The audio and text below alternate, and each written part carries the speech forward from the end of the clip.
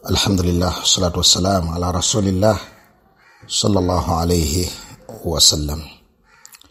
Abalungi naddala baganda baffe ba hujjaji abagenda okukola hijja mu mwaka guno n'emyaka ejijja mu maaso.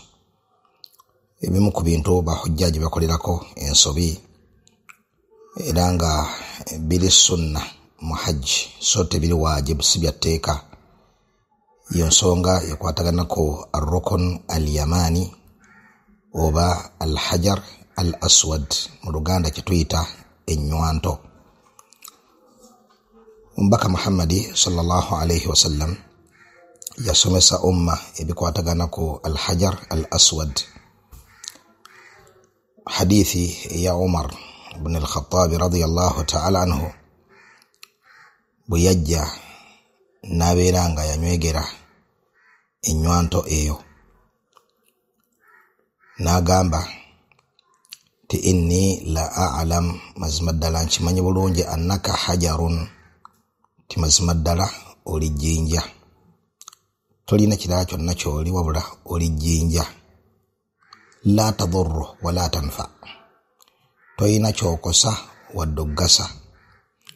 ولولا أني رأيت رسول الله صلى الله عليه وسلم يقبلك ما قبلتك, singa sikuba nalaba ombaka Muhammad sallallahu alaihi wasallam nga kunywegera sali kunywegedde.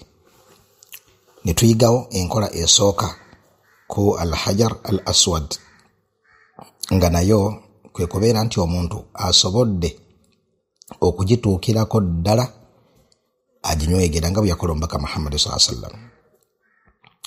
Wabula ekyo yakadu yakun mutaadhir ku mulembe gwaffe guno, batono nnyo abalina ka chance akasobola okubeera nga bakola sunna eyo ey'okuginywegera. Olwa namungi oyinza n'omuyita nasiisi w'omuntu abeera mu hajji, bukadde bonna bali mu kwetooloola, bali mu mikolo, kizibu nnyo nnyini ddala okubeera nti nno omuntu asobola okubeera nga agituukako. Era omuntu akola kaweefube okugituukako tatera kuwona mazambi, kusindika bantu, kubakosa, kubatuusaako n'ebira bingi ebifaanaganako bwe bityo.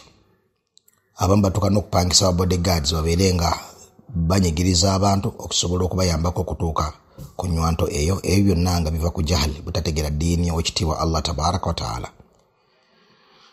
N'olwekyo sunna esooka ku nnywanto eyo kwe kubeera nti omuntu bw'aba asobodde okugituukako ekitali kyangu, ne Allah aba akwadde ka chance, tuqabbilo, ejjinja eryo olinywegera, amakulu oliteekako omumwa gwo. Ekyo kimu. Ekyokubiri, bw'oba tosobodde naye nga likuli kumpi ng'osobola okubeera nga olituusaako ne bwe gubeera muggo oba minvuuli nga gy'olina oba ekintu ekifaanako bwe kityo, olikoonako n'onywegera ekintu ekyo nga bwe yakola alayhi salatu wassalaam. Yayina al-mihjan, omuggo, n'abeera nga yagukoonyesaako n'agunywegera. Eyo sunna ey'okubiri ku nnywanto eyo. Bw'abeera nga ekyo kijjanga kyakusatu, kyendeese ng'ekyokubiri kijjanga kyakusatu, bali ekyokubiri kubeera nga omuntu oba tosobodde kubeera nga ogituukirako ddala n'otamakkana muyo, okwata ogikoonyaako omukono gwo n'onywegera engalo zo ezo z'okoonyeeko, ogikoonyaako omukono gwo n'onywegera mu njogera ennyangu, n'okiisinga engalo ezo z'okoze eki, z'okoonyesezza ku jjinja eryo. Eyo ey'okubiri. Ey'okusatu yeyo gye tukoonyeeko, okubeera nti n'omukono tosobodde, olemeseddwa, n'obeera nga muggo gw'okozesezza oba minvuuli oba ekintu kyonna ky'olina mu ngalo. N'okoonako wonna ku ebyo ebisatu ogamba Allahu akbar, Allahu akbar, Allahu akbar. Yani buli womala okikola ng'ogamba Allahu akbar. Kakati bwe tugenda ku step ey'okuna, kwe kubeera nti nno tosoboledde ddala kubaako kyonna kyokola ekiraga nti ogisemberedde. Step esooka okuginywegera oba okugikonesaako omukono gwo oba ekintu kyonna ky'olina ekiwanvuko okusinga ku mukono, kakati goboze ku step yakuna. Era ng'eyo kumpi bahujjaaji olwaleero gye balinako obusobozi abasinga obungi okuggyako abatono ennyo. Nga nakyo kwe kukola ki? Kwe kubeera nti nno olaza bulaza n'omukono gwo. Kati bw'olaza obulaza n'omukono ate awo tugo togunywegera.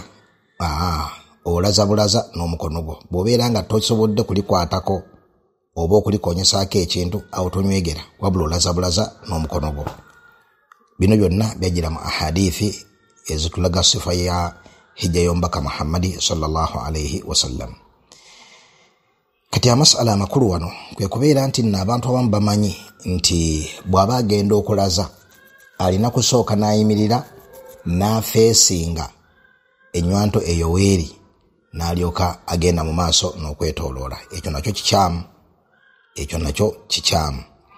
Wabula omuntu ne bw'abeera nga atambula butambuzi bw'ati, kikumalira okubeera nga alazaayo n'omukono. Bw'amanya nti atuuse weeri amakulu agiteebeddemu, alaza bulaza na mukono gwe. Ne bw'abeera takyuse kutunulayo, ye ng'asigadde ali makubo ge atambula, alaza bulaza n'omukono nga bwe yakola alayhi salatu wassalam. Nabbi yeetooloolera ku ngamiya ye al-Qaswa, naye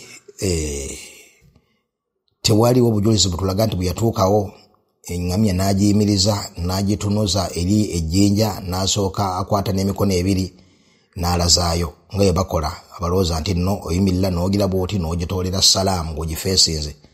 Ebyo nno bireeta jaamu okusukka okuba ow'amaanyi mu kwetooloola olw'abantu abatuuka nti abantu badde bafulowinga bulungi batambula ne bayimiriramu nti basooke bafeesinge balyoke babeere nga bagerugenuka. Kana jaamu nga akutte muyitirivu, abantu ne bakaluubirizibwa olw'ebikolwa ebyo ebibeera bivudde ku abo abakoze ebintu ebitali kunjigiriza omubaka Muhammadi sallallahu alayhi wasallam. Mu bufunze benjagadde ebyo hajj abeere nga yegendereza ku nsonga ekwatagana ku al-hajar al-aswad. Eyo omubaka jatukakasa nti nno jjinja eryava mu jjana, wabula sawadatu maadha khataya bani adam, amazambi g'abantu, shiriki n'ebirala byadugaza ejjinja eryo. Bal mu hadith endala yagamba nti tamasa Allahu nuraha bi khataya al-jahiliya. Owekitiibwa Allah tabaraka wa taala okwaka kw'ejjinja eryo yakuzikiza n'akugjamu olw'amazambi g'abantu. Nabbi n'atuuka okugamba nti singa lyasigala kukwaka kwe lyajjirako lyali badde limulisa abali emashariki n'abali magharibi. Wafaqa Allahu al-jamii' lima yuhibbuhu wa yardah. Alhamdulillahi rabbil alamin.